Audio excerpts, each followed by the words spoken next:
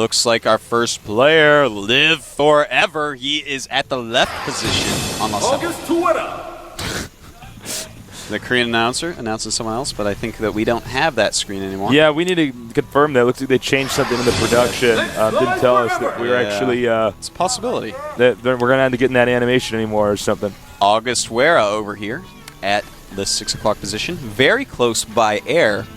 Could make some Banshee play a little bit better. The drop play, certainly. But they're both going to know that. So. Yeah. Yeah. Well, we could see a similar game to what we saw before. Both these guys close by air. Maybe they're both going to go for those Marine drops again. You know, surprising to see exactly the same build. There's several usable builds right now to open within TVT, but both of them using exactly the same. Pretty cool. Yeah. Very similar styles, but LiveForever just, he's so aggressive on taking bases, getting his economy up. And at the end of the day, you know, GSL made some great moves, but he was out of minerals, you know? He was mined out. That was it. Yeah, I thought he was going to win for a second, and then it was pointed out to me that he's actually not getting any cash. He was dry, man. He was drier than the Sahara Desert. That's so dry. That place has more than 28 minerals. Both scouting, it does look like our Green Terran is going to get in there first. Our Green Terran LiveForever. LiveForever, moving right in. And I don't think we'll see a lot of deviation in the opening build orders. Not at least until we get up to the starport area. I think, you know, I don't think in these positions they're going to want to go bionic. It's so far away. Any sort of higher tech is going to, you know, be out in time to stop that. Banshee play going to be so nice to punish someone that tries to run around the entire map with bionic in these positions. Closer positions, I think it's a much better choice. Well, unfortunately, our Red Terran is not going to be able to get much scouting done. This barracks is done. Marine's on the way. He's going to be in the dark, basically. Throw that production tab up. Very similar play.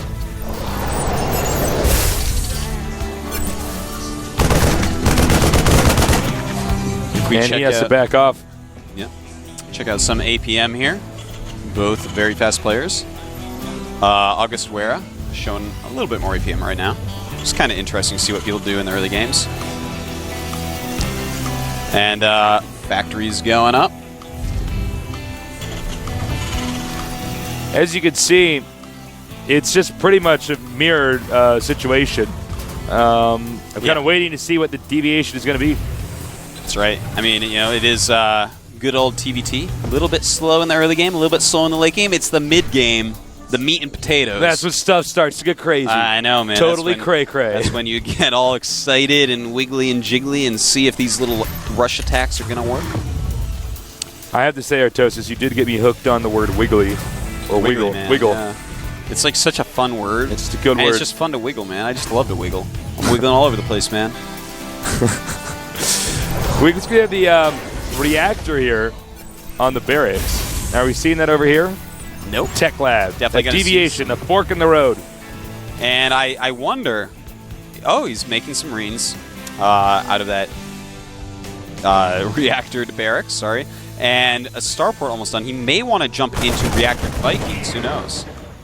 But making a lot of Marines right now. No Hellions, so it makes me think there's not going to be an attack. A lot of people love Marine Hellion attacks.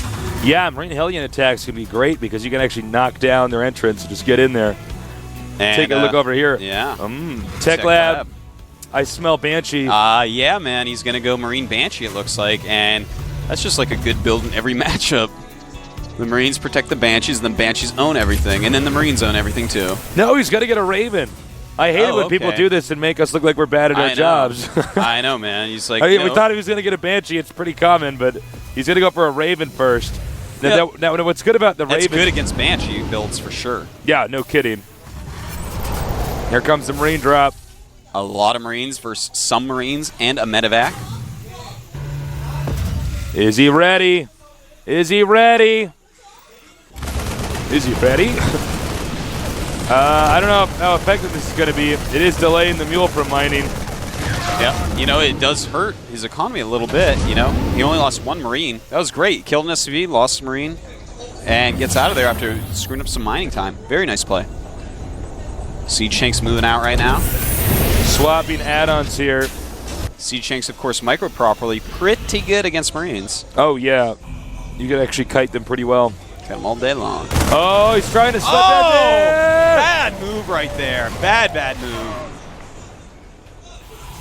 And I don't know, man. That was just not that smart. Just get targeted on that medevac.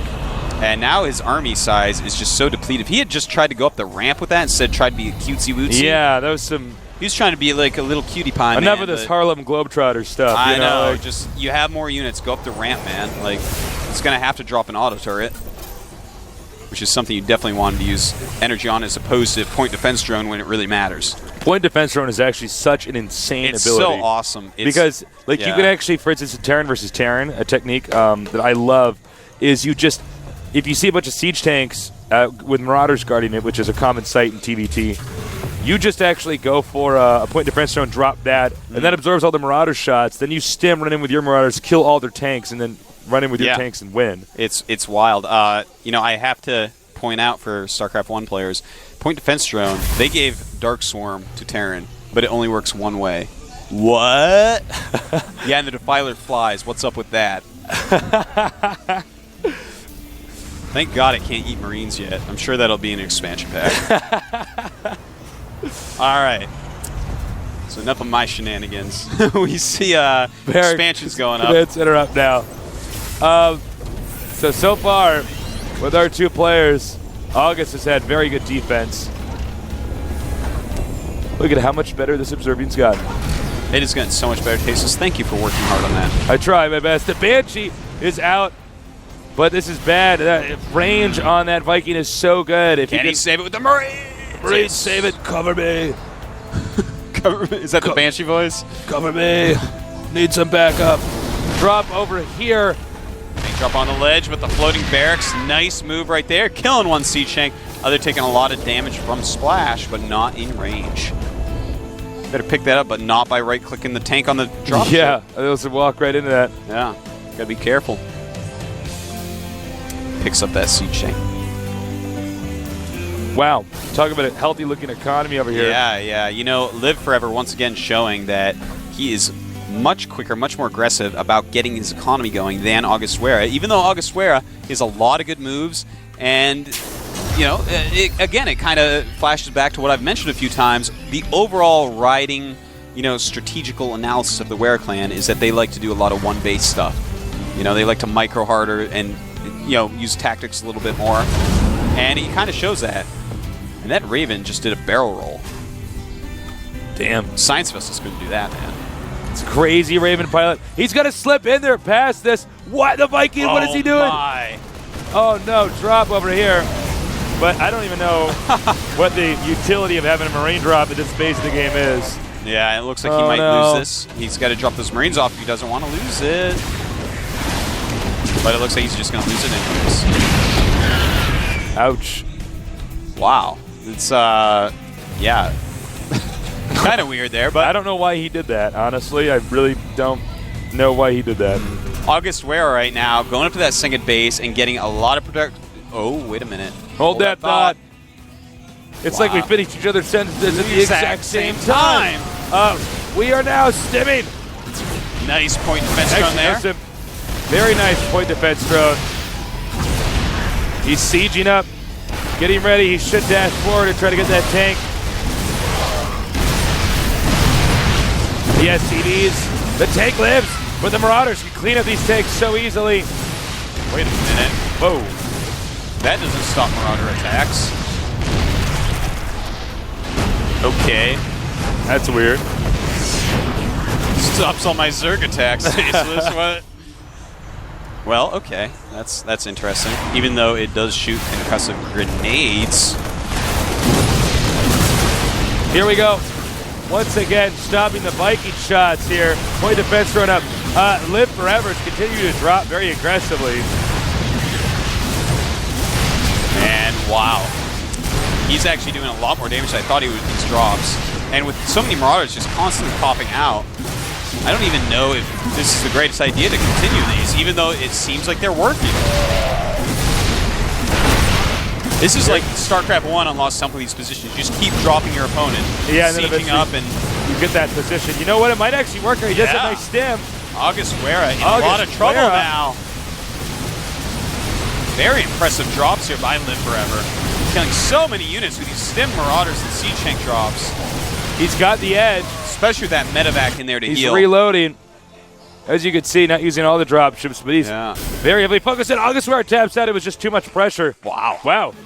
You know, I didn't think it was going to No, I didn't think it was going to. It just kind of snowballed suddenly. Yeah, suddenly he's like, wait a minute. You know, there's a situation, obviously you know this, but where if you just get enough units outside the main production buildings, like if a Protoss recalls, out just gets owned. If a Protoss recalls over the factories and the Terran units can't get there in time, everything that comes out just dies instantly. Yeah, and that's kind of the situation we saw there. You microed or anything, and I'm pretty impressed with that. I'm impressed. Apparently, not only did we think that Marauder shells were stopped by that, but he was throwing out point defense drones against Marauders. So he thought so I too. thought point defense drone actually. I thought point defense drone like stopped Marauder shots. I thought they stopped anything you could like see come out.